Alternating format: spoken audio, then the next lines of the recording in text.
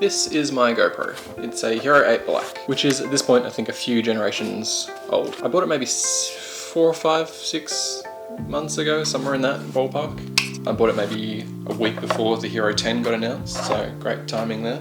If you've watched my previous videos at all, you might have seen a few time-lapse shots or the occasional slow-mo, B-roll type situation. They're all filmed on this, and that's kind of a big reason why I bought it, is because when I film videos and when I shoot, I'm typically near water or sand and stuff like that, where I don't really always want to risk my video camera and getting shots right above water and things like that. So the GoPro's been great for doing those sorts of videos, having something going in the background to get a cool time-lapse while I'm filming something else. A few nights ago I was mucking around with it. I realised that I've never really messed around too much with the photo settings on here. So I flicked over that screen, which I never really do, and realised that it can shoot RAW and has a 12 megapixel sensor. So that kind of got me thinking it might be cool to take just this guy out and try to have a go at some landscape photography on it. I'm sort of grateful that I have a decent camera and some cool gear that I get to use to take photos with. But I know that GoPros are pretty popular for a lot of people because they're affordable and you can beat them up and you can do pretty much anything with them. So I thought it'd be cool to see how I can go taking landscape photography photos on there. And that way, if you're watching this and all you've got is a GoPro or something similar, maybe you can take it out and have a go at taking some landscape photography pics. So GoPros have their own sort of mounting situation, which is different for just action cameras, so it's a lot different to a normal tripod thread. So basically, I have this laying around. This is called an Arca Swiss plate. That's basically a standard tripod mount for most cameras. Now I also have this mount my GoPro came with, which is like a 3M sticky type deal. So I think the best thing I can do to be able to mount this onto a normal tripod is see if I can stick the GoPro mount onto the Arca Swiss plate.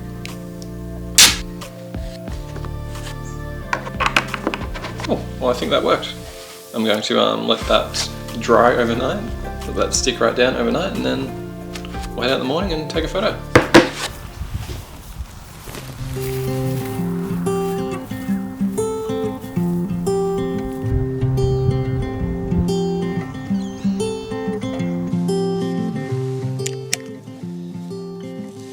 So on the GoPro, generally it looks like it's going to be set to standard photo when you first get out of the box.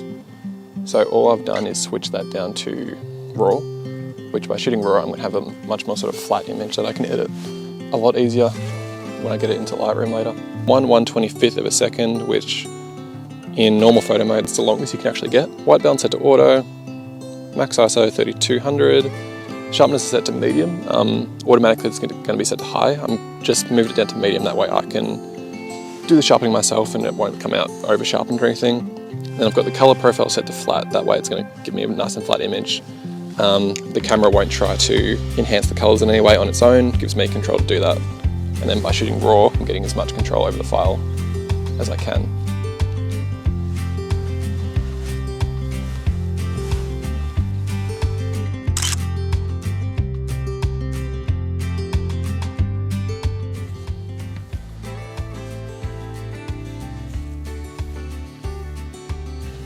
So if you've watched a few more of my previous videos, you might recognize this place. Basically what I'm going to do is rip off a composition that I shot a few months ago last time I was here, where this sort of rocky outcrop gives you a nice leading line up to where the sun's going to shine through. I'll throw up the actual shot that I'm talking about. Basically it's a self-timer shot where I've got this rock here in the foreground and then me up in the top of the frame, just to give some sort of scale and interest as a subject. So the GoPro only lets you a 10-second timer. So to do a selfie where I'm in the shot, it's going to be a little bit tricky with only 10 seconds to get out there. So all I'm going to do is attempt to connect my phone. Yeah, so on my phone now I can see the actual shot. And then what I can do is I can just walk out there nice and leisurely. And I can walk out, see exactly where I am in the frame, and then hit the shutter as it suits. So let's head out there.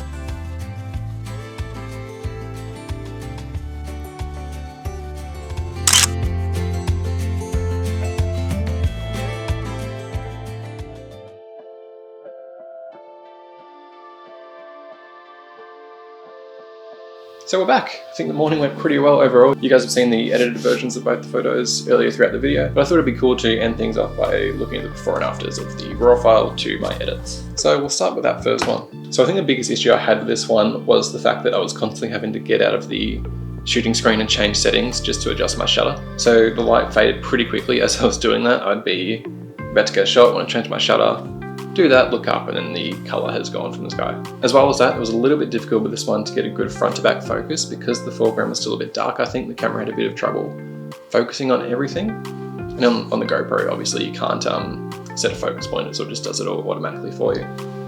So it didn't give me the best front to back focus, as I'll show you guys in the edits. So you can sort of see in the tree it's a little bit softer than the foreground, which came out pretty sharp. And I think that's just because it was dark in the scene and the camera couldn't focus too well. Editing wise with this one, I've just made it a 4x5 crop, as I usually do with vertical shots.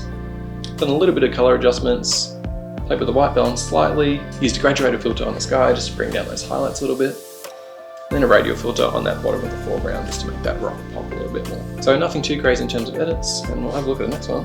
So with this one, you're sort of noticing the effect of the wide angle lens, which on the GoPro shooting in RAW, it looks like that's the only option you can use, is the widest angle lens. And you can sort of notice on the horizon it's quite curved over, and that's just an effect of warping of a wide angle lens. So it's not a deal breaker or anything, but definitely something to be aware of. So there's our unedited and then the edits I've made. So with this one, the raw file was pretty washed out, which is a good thing to have sort of light colors that you can play around with. So I've just cranked up the contrast, a little bit of adjustment to the white balance to make it a little bit warmer. And then same as the previous one, just a graduated filter on the sky, and then some brushes on the rocks to make that leading line of the rocks pop a little bit more. With this one, I was lucky that the app worked to be able to use that as a remote shutter, just because the GoPro timer only lets you do 10 seconds, and I couldn't have made it out that far with only a 10-second timer on the camera. So having that on my phone, just being able to connect it super easy and use it as a remote shutter was sort of a deal breaker for this photo where I couldn't have done it without that. So I think my biggest issue with the GoPro this morning was just those clunky settings.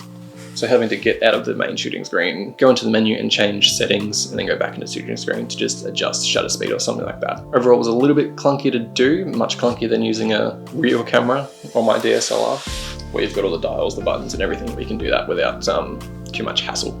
Also, the lack of control on the camera overall, so not being able to set focus manually or have aperture control was definitely something I wasn't used to. But I think overall I was able to get by with just messing around with my shutter speed. What I did like about it though was how lightweight it was. I didn't even really notice it on the tripod, it was just sort of like carrying a tripod around with no camera on it. And I also like that smartphone app, so being able to use that super easy.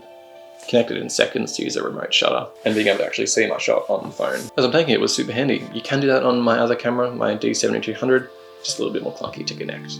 So by no means am I going to be switching to a GoPro full time for my landscape photography. That definitely wasn't the plan at all, but it was just cool to see this morning that if a GoPro is all you've got, or an action camera or a point and shoot, and you want to get into landscape photography, definitely don't feel discouraged to, because I think this morning I've walked away with 2 shots that are at the very least usable, and I think photos that I would feel comfortable sharing on Instagram, social media, and even printing. So if you're sitting home with a GoPro and you're looking at landscape photography videos, stumbled upon this one, I would definitely say take it out and have a go, because there's really no reason not to. Alright, well, I think that's going to be about the end of the video. Hopefully you guys all got something out of this one. If you're new here and this is the first video you've seen of mine, thanks heaps for jumping in and staying till the end. I really appreciate it. And if you've been watching for a while, thanks as always for coming and joining me. I'll be posting these photos over on my Instagram later in the week, which I'll throw that up somewhere here. And I've also got some 2022 calendars still available on my website. So if you're in need of a calendar, they're on sale until they sell out. Yeah, that would mean a lot if you could check them out. It's gonna be about it for me, guys. Thanks as always, and yeah, I'll see you in the next one.